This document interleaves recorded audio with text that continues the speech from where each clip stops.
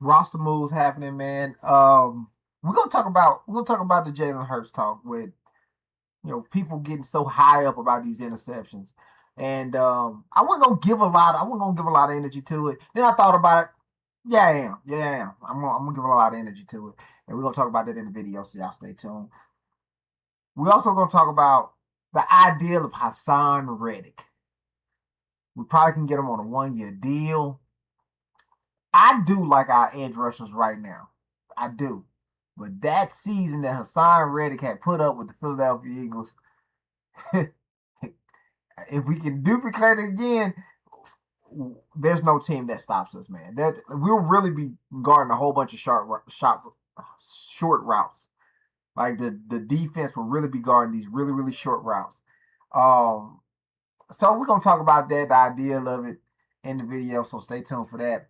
Um, Emmanuel Acho and the crew had a question about our receiver group, and if you looked at ESPN, NFL.com, anybody, they don't have our receiver group nowhere near the top 10. I think we're somewhere around 14 or 17. And I don't believe that's the case. I am a Philadelphia Eagle fan, but I'm going to give y'all my reasons in this video.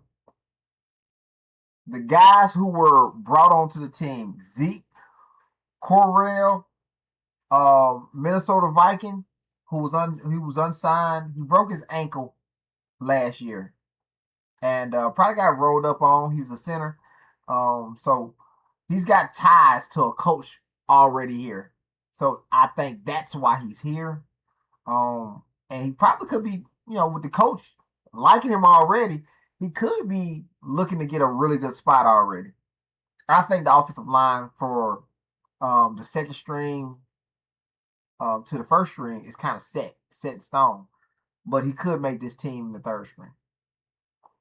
Brandon Hayes is another guy that we signed to the addition to Zeke, and he's not just a wide receiver. And I'm gonna give y'all some of them reasons in the video. So, with all that being said, let's get into it. Yeah, I done fell so many times, but I got back up.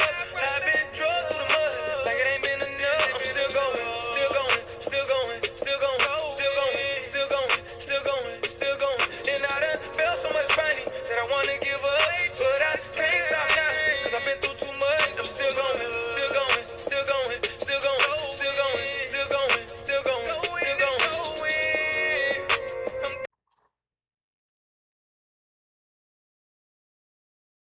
Let's get right into the roster things, man. So Brandon Hayes is a 6'2", 205-pound wide receiver out of southern eastern Louisiana. And his pro day, he ran a 4.3340. Now, I'm hearing that he ran, and the actual 40 time that he actually posted was like a 4.4, somewhere around there. The boy is a blazer, and I knew that he was a speed demon when they said that he was doing kick returns and punt returns. You don't, unless somebody is super quick, you don't put them out in kick returns or punt returns unless you believe they got that speed. You know what I'm saying? It's mostly speedsters that you put out there. At 6'2", 205 pounds, he's a big receiver to run that fast. So he'll be probably competing with Elijah Moore. I think Elijah Moore is getting some snaps in as kick return and punt return. We did get a guy, Isaiah Bolden, and he had time with the Patriots as a kick returner, punt returner. Just trying to make that just trying to shoe up the special teams, I think.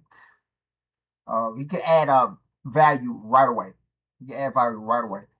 Zeke Correll played under the coach Chris Cooper, the offensive line coach that we have currently. Chris Cooper was already coaching up Zeke Correll, and I hadn't seen much tape on the kid, but he already knows how Chris Cooper want to coach.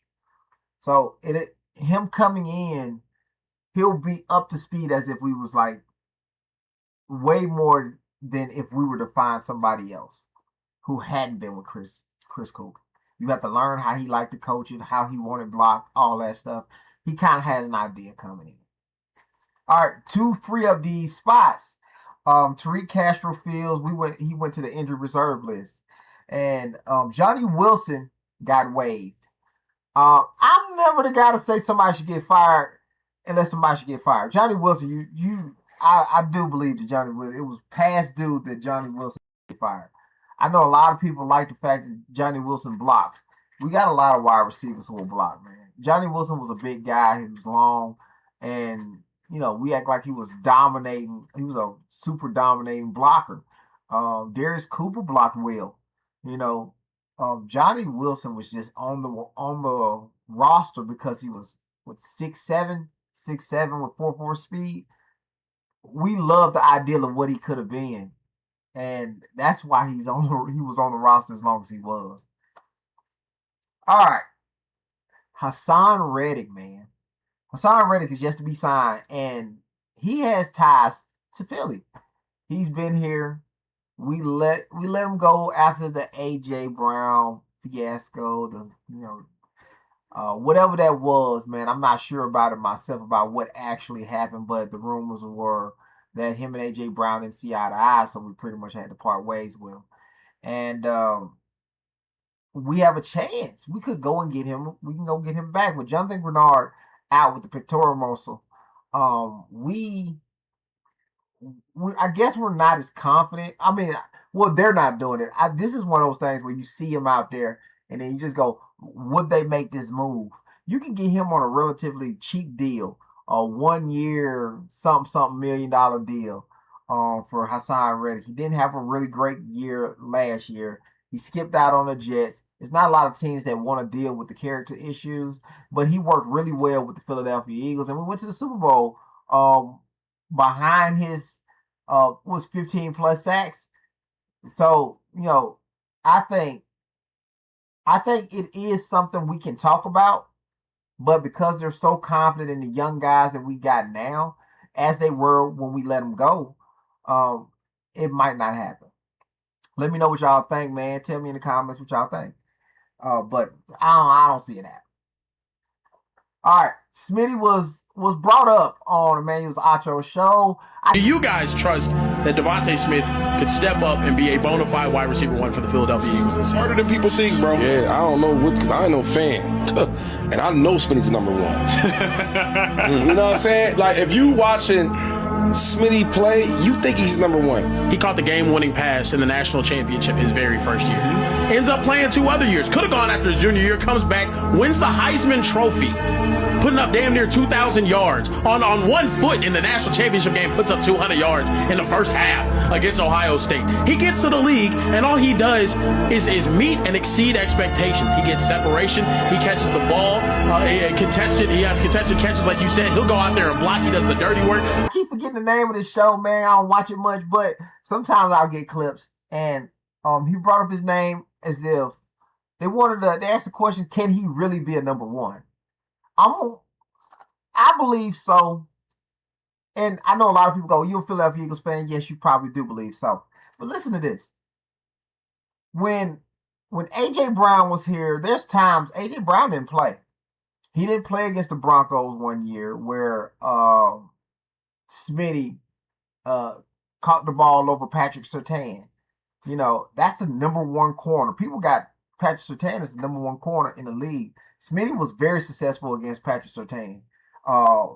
He's very successful against Antonio Gonzalez. And Christian Gonzalez. I said Antonio. But he was very successful against some really good corners. And Smitty's been like that since he got in the league. Some of the best corners, like if he has a chance to match up with a really good corner, most times Smitty comes out on top. He does everything you need him to do as a wide receiver one. He can go in high point balls. He gets separation. Now he don't break many tackles. I mean, he break a lot of tackles for his size. I mean, Smitty like 180 pounds soaking wet. So he break a lot of tackles for his size. But Smitty, he's got speed to break away from people. Smitty is the number one. Bottom line, man. I don't feel the need to even debate it with people, right? Because he's the number one. All right, now let's talk about the Jalen Hurts thing, man. I'm gonna tag the guy in which, I was sent a video earlier about a guy who was talking about Jalen Hurts' uh, camp, his camp interceptions. I didn't know that people were keeping camp stats and like taking them to the bank. And you're like, oh yeah, look what it looked like in camp. I didn't know they was doing that. But since we are doing that, I got a couple of stats for y'all. We're gonna talk about Josh Allen with his 3 picks in camp. You know what I'm saying? We're gonna talk about that. That's in one session of camp. He had 3 picks. Does that make him trash? He's supposed to be the NFL leader as far as quarterbacks. 3 picks in 1 practice. Does that make him trash? We had Drake Mays give up 3 picks on the same field with Jalen Hurts. Does that make him trash? The difference between these picks. You know what? I'm gonna go one step further. Deshaun Watson had 9 interceptions throughout his training camps. 9 interceptions. I bet nobody knew about any of those. If you did, say I did in the comments. But nobody knew about any. I can say this confidently. Nobody else knew about these many interceptions from these quarterbacks. Because they're not that relevant. It's the fact that you guys will.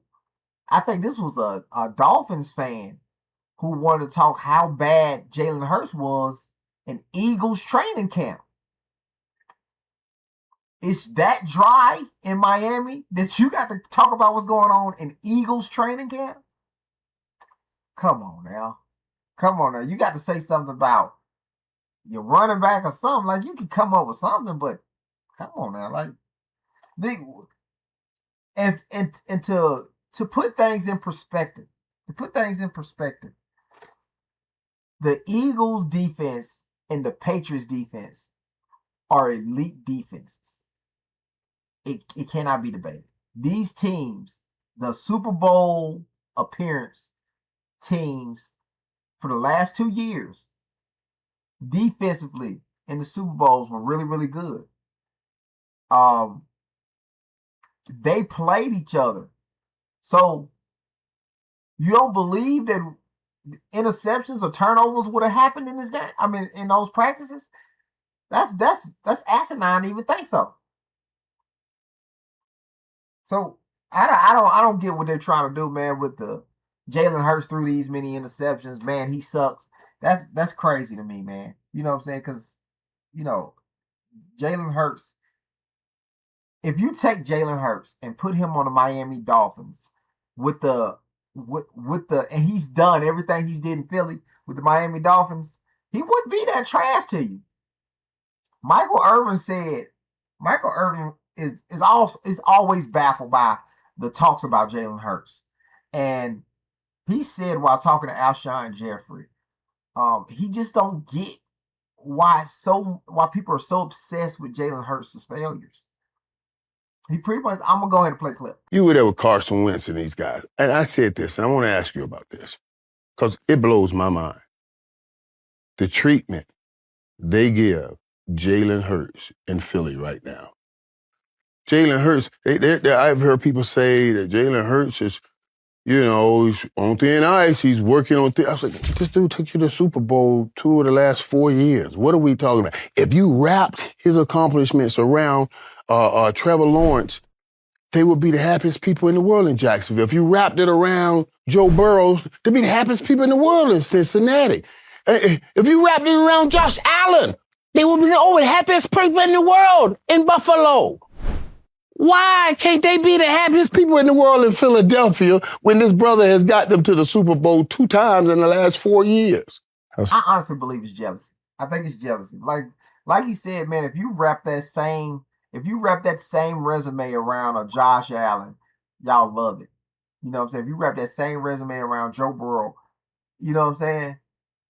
I don't think it's that many. It don't turn into those kind of talks. And Philadelphia Eagles fans, if y'all had Jalen Hurts, we wouldn't give a shit. We worry about what we got going on. We're hoping that our quarterback can do something. Y'all got bigger stuff to worry about, man. That's all I got, man. Like, comment, subscribe. Turn those post notifications on so y'all don't miss no videos. And we out. Let's go Birds.